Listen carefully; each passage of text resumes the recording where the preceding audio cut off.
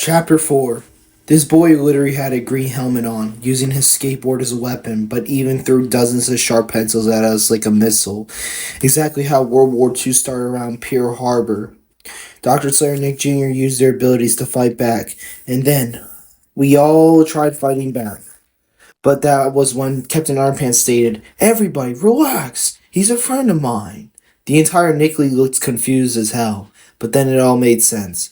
Apparently, Nate Wright, aka the kid with the green skateboard, had been saved by Captain Underpants. The moment he entered into Battle World, but once Nate Wright's friends, titled Francis for Teddy and Chad, were kidnapped from Dr. Roman himself, he's been going on his own path. Because after Captain Underpants came looking for Nate Wright, over almost 4 months total, now looked exactly like finding him would be no mission accomplished till today. "Hi, I'm Nate. Sorry about what I did earlier," he said. "It's alright, but next time don't run away from your problems, Kay," I responded back. "No problem," Nate said. "You owe me an apology," Captain Underpants told Nate. After Nate had apologized, he became an official member of our group. Well, it's discovered Nate's more of a doodler than I am, which explains how he drew himself wearing a super cape flying through the clouds. And this clay sculpture was made during art class in middle school our art teacher named Mr. Rosa thought ourselves otherwise. Or taught us, my bad. Again, Nate stated, holding a weird looking blob of clay I could barely make out, so I just had to act nice in order to not hurt his feelings nevertheless. "Oh yeah, well, that's really cool, Nate," I said, still trying to act casual about his work.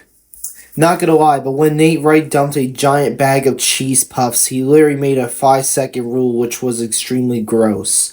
So this sixth grader didn't have any manners whatsoever, but that's fine, since I may or might have as well get used to Nate Wright anyways. We traveled across this fake version of Lowell, Massachusetts when we eventually got into an old apartment I could remember, making myself have flashbacks a lot of years ago. "I thought you loved me, Mom." "I do love you, sweetie, but right now I'm busy at the moment, so can you watch your brother, Nicky, while I go and start cooking pasta," she said. As I began watching my brother Jeremiah Diaz, Joey Feston Food was sitting at his big old bed frame of his, munching and slurping onto flavored popsicles, enjoying himself for all I cared. Then Joey yells out, "Babe, he's not doing what he's supposed to, even though I was doing what I was supposed to do." "Nick, don't run away," Haley cries out, and tears dripping from her eyelids.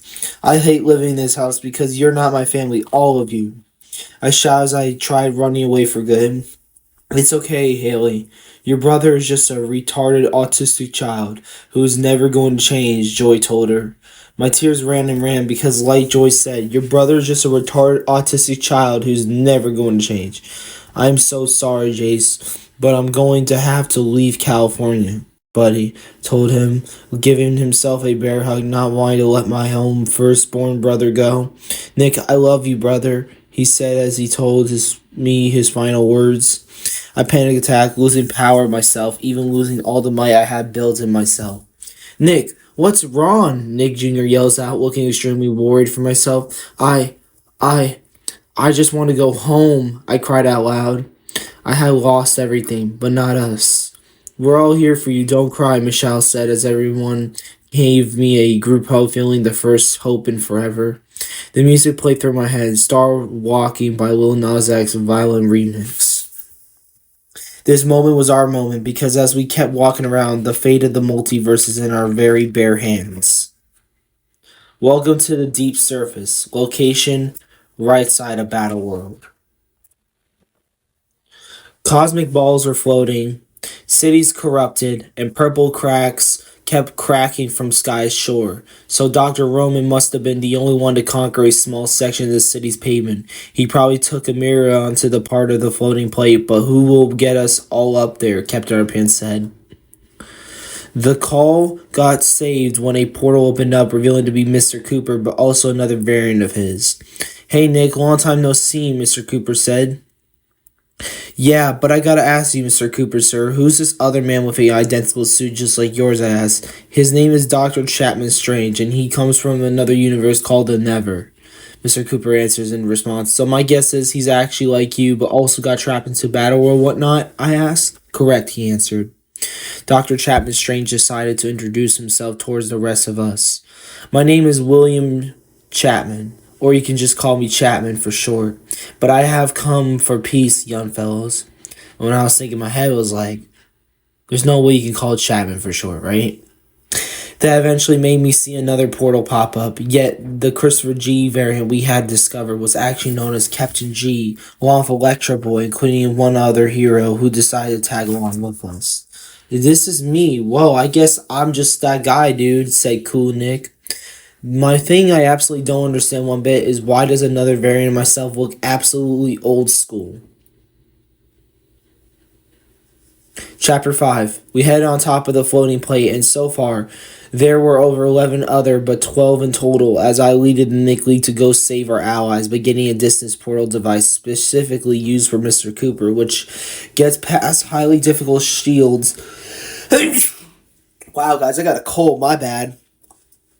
Specifically used for Mr. Cooper, which gets past highly difficult shields, besides crossing other parts of the world. We saw a city have veins all over the place, or vines, which, if you ask me, isn't something to be proud of.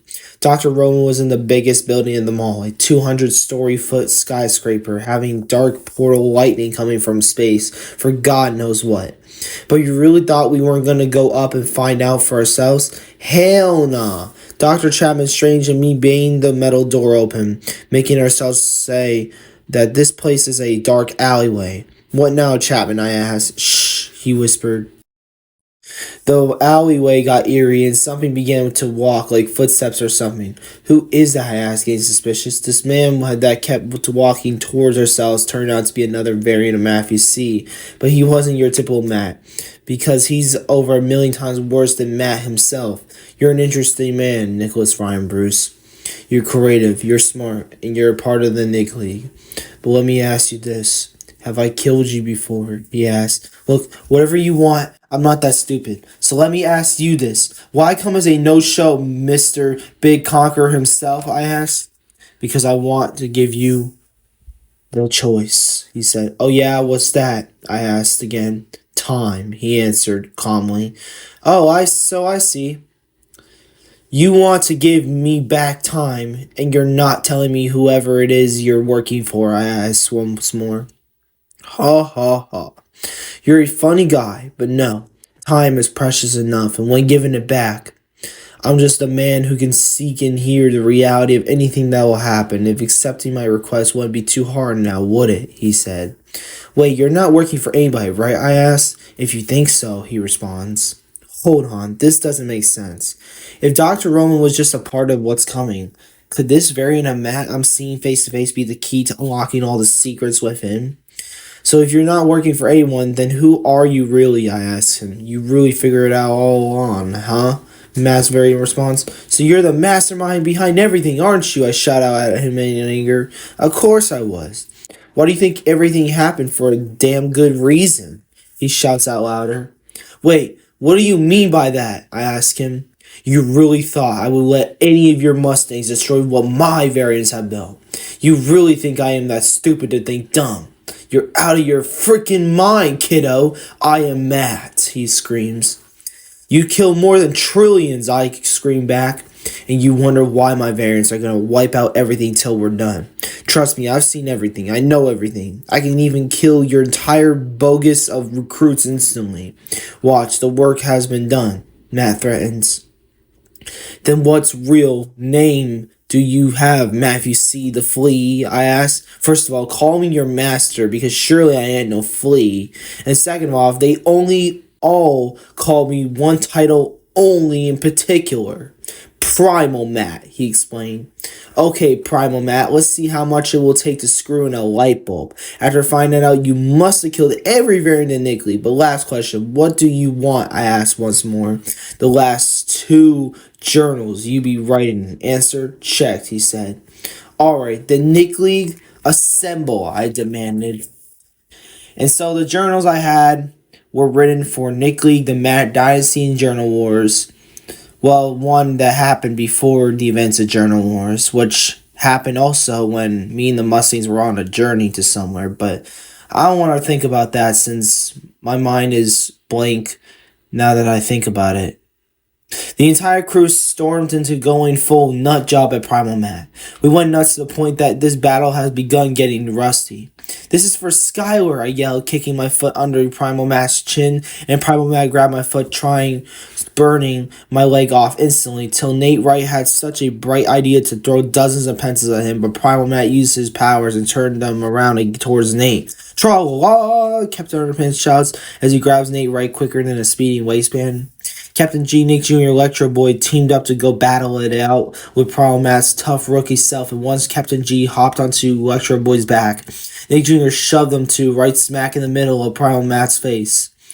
Captain G used his shield towards Matt like a boomerang and immediately saw Mr. Cooper and Kane Norris go ahead and beat up this ratchet soul heart. Me, Cool Nick, and Dr. Sarah were getting on the action, while Dr. Chapman, Strange, and Miss Shaw were fighting as hard as they could. I speed so fast, I went farther than Godspeed, because now I have recreated the same level as Mr. Cooper. I'll be proud when I reverse this dude back towards his own self. But my bad, I didn't mean to say recreated, I meant to say created in general. But, it's whatever, bad comprehension, so. That we got here. Body slamming to spinning attacking has never gotten any faster until I saw somebody far worse than Rick Drews himself. This man had purple and white lightning coming along, which became physically impossible to defeat. My name is Demon Nick, and you, my friend, will go to hell. He shrinks towards me. Chapter 6. The Winds Change. The atmosphere in slow motion has never gotten this horrible. When Demon Nick's eyes started to glare red, his mouth opened wide, trying to eat my soul. You're one nasty fricker, aren't you? I asked. Silence! I will eat any speedster's soul I can gain access to, he demands. I knew for a fact I was gonna die, no cap about it. But then another portal shows up quick, and something speeded towards Demon Nick's body that he basically got turned to shreds, if I'm not mistaken. The hidden figure turns around, then says, You're welcome. That's it. Something fell off, though. Who is this? Thanks, but whoever you are, just unmask yourself, alright? I asked. Are you sure about that? The hidden figure explains.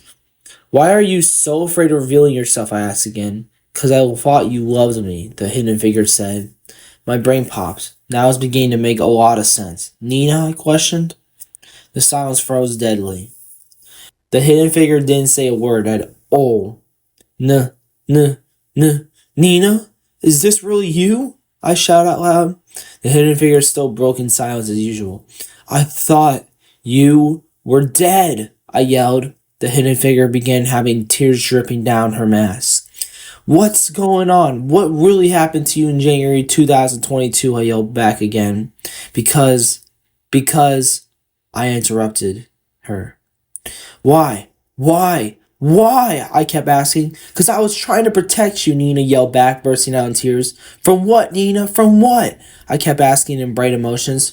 'Cause I didn't want to admit we're related, Nick. I am your sister, she cried out loud, bursting in tears. The rage and sound ended from there. It's just what Jaden told me when he said Nina was his cousin. But now I realize, what else did Mom hide from me? Is it true? Did you really come back to tell me you're sorry and that's why we never kissed all those years ago? 'Cause saying sorry is too late, sis, I said. You're right. And you can feel any type of way you want to. But Nick, I am always gonna love you, and that's all that matters. So even though I am your sister, forget about it. I just want you to stay with me forever and ever. And because I am going to be a better person who cares truly for yourself. I love you, Nick. Nicholas Ryan Bruce. Nina explains, tearing up. Nina, I'll admit, I want a hug, I said, tearing away as well. For so long, I've waited and waited to finally hear her admit she's always been thinking about me. Same here, because the moment we finally reunited, the winds have changed for the better. Me and Nina holded hands, and we were prepared to go fight Primal Matt, nevertheless. But I had one question for her left. And it's that how does she go missing to gaining super speed? Oh, Nick, it's terrible. Primal Man had vanished, and we almost defeated him till you went poof. But hey, who's this girl right here? Nick Jr. asked. She's someone I know. That's the end of the story, I said. But my question still remains a mystery. Did Richards actually murder Nina? We went on to the elevator, and something made us stop at level number 100. What's happening, Mr. Cooper, sir? I asked. Looks like we're going to have to see for ourselves, he said. The elevator brought us into a white checkered floor laboratory, but everything was completely dark inside of there. I'll go on my own route, I demanded Nick League. Nick, don't split up. I'm not trying to let yourself go by, babe, Nina said. Fine, then let's at least bring Kaden and Dr. Sarah along with herself while Cool Nick and Nick Jr. tag along with us as we find another elevator or something, I explained to her. So we grabbed some flashlights from Dr. Chapman Strange, and at last we're all ready to go ahead and explore. As ourselves kept walking around, we found a machine full of black liquids moving around like squids. But of course, once I decided to walk up close, one black piece of liquid leaked out of there until it walked and it got stuck onto my damn foot. Then it began spreading all over my body, which began messing with my veins. Nick, what's happening? Nina shouted out loud, worried as hell.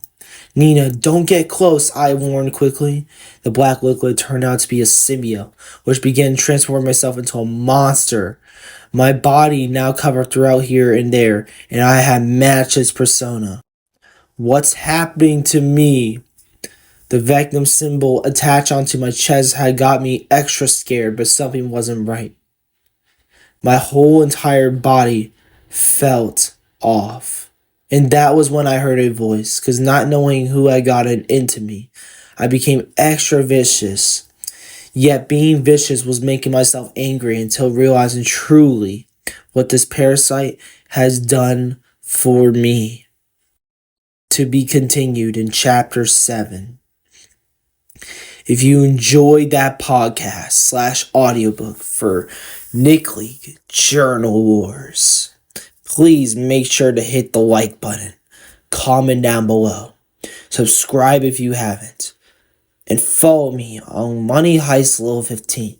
Now, like I said in the last video at the end, I have deleted most of my footage, but now I have continued on to make new projects. And instead of making movies and TV shows, now I am officially working on making it possible to make a video where I can create audiobooks from the books I made at Mohegan Youngster Academy.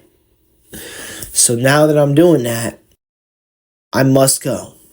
But anyways, I will catch you guys later in the next video, and peace out.